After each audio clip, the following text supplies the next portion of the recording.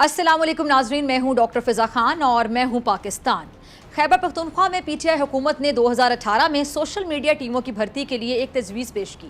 2021 में एक सालाना तरक्याती प्रोग्राम ADP के तहत 1109 अफराद को भर्ती किया गया, जिसका उन्वान सोशल मीडिया शराकती प्लेटफॉर्म्स का क़याम था।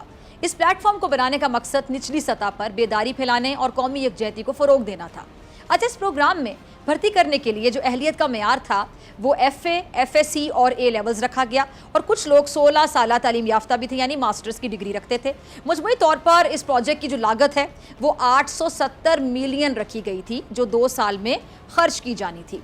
अच्छा, इस प्रोग्राम के लिए जो सबसे बड़ी बेज़ाब्तगी सामने आई वो उस वक्त देखने में आई जब काबिलियत के मेयार की बजाय हम देखते हैं कि जी PTI हुकूमत ने उन सोशल मीडिया कारकुनान को शॉर्टलिस्ट किया, उनको जिनके सोशल मीडिया अकाउंट्स पर यानी फेसबुक, ट्विटर और यूट्यूब पर पहले से काफ़ी ज़्यादा तादाद में नुमायाँ फॉलोअर्स मौजूद थे।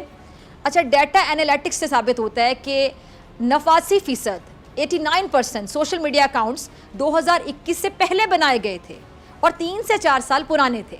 अच्छा, जब इस हवाले से मज़ीद तहकीक की गई तो PTI के जो मुबैना तौर पे बदनीयती पर मबनी एजेंडे का इंकशाफ ये हुआ, जिसमें उन सोशल मीडिया टीम्स जिन्हें PTI ने अपने मकासद के लिए इस्तेमाल करना था, उसमें PTI के सियासी मकासद को आगे बढ़ाने, प्रोपोगेंडा मुहिमात जैसा कि शैतानियत, गलत मालूमात, साजिशें, जाली खबरें, अवामी जज्बात को भड़काने और रियासत मुखालिफ बयानियाँ बनाने के लिए उन अकाउंट्स को इस्तेमाल किया गया। अच्छा, इन पहले से मौजूद अकाउंट्स के पास ज़रा गौर से सुनिएगा, मैंने पहले भी बताया कि जो अकाउंट्स थे इनके पास पहले से काफ़ी ज़्यादा फॉलोअरशिप थी, बहुत ज़्यादा फॉलोअर्स थे और जो कि 42.37 मिलियन बनती है, 42.37 मिलियन जो PTI के प्रोपेगेंडे को प्रोजेक्ट करने के लिए बाकायदा बनाई गई थी। अच्छा, जिन लोगों को इन सोशल मीडिया टीम्स में PTI की हुकूमत की जानिब से प्रोपेगेंडे के लिए भर्ती किया गया था, उन मुलाजिमीन की जो तनख्वाह थी वो 25,000 रुपये माहाना थी और मुबैना तौर पर सरकारी फंड से उन सोशल मीडिया टीमों पर करोड़ों रुपए खर्च किए गए। अच्छा, ये PTI का जो रियासत मुखालिफ प्रोपेगेंडा है, इसमें तो शामिल 800 पहले से मौजूद अकाउंट्स थे। जब उनकी तहकीक की गई तो बड़े इंटरेस्टिंग हकाइक सामने आए। अब ज़रा सुनते जाइएगा।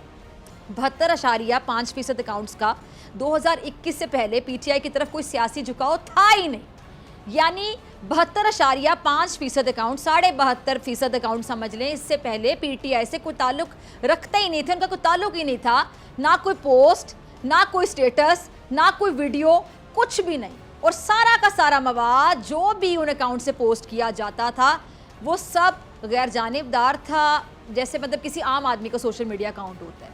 और फिर 2021 से पहले सिर्फ 23.5% PTI को सपोर्ट कर रहे थे।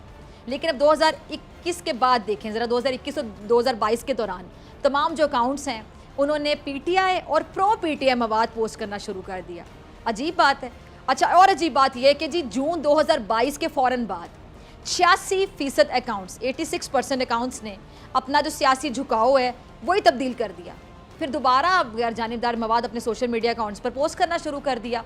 अब ये जो एदाद शुमार है इनसे बाकायदा पता चलता है कि PTI का कभी कोई नज़रिया नहीं था, ये एक सोची समझी साजिश थी जो कि पैसे देकर करवाई जा रही थी।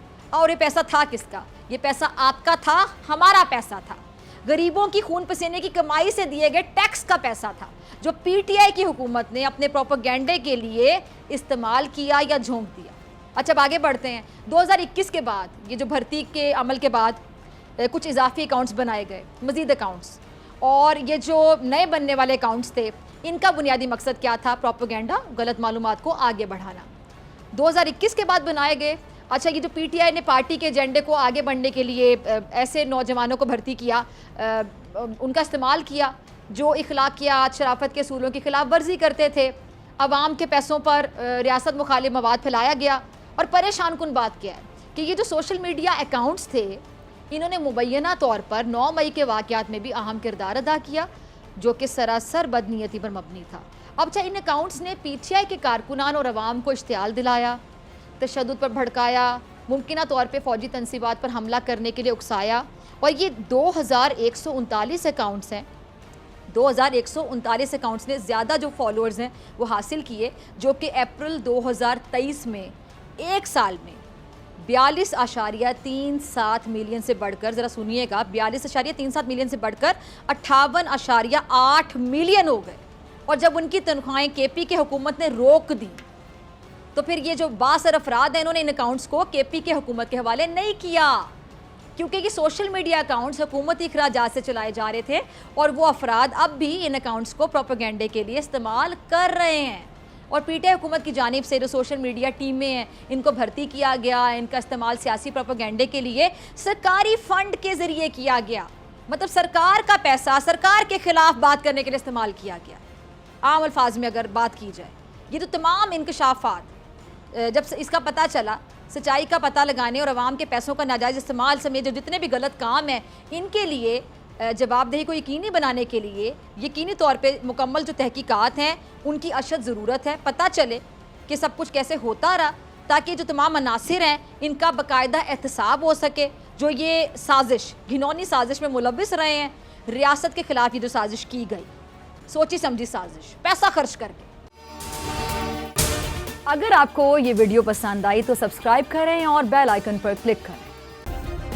सब्सक्राइब करें और बेल दबाएं ताकि कोई खबर रह न जाए।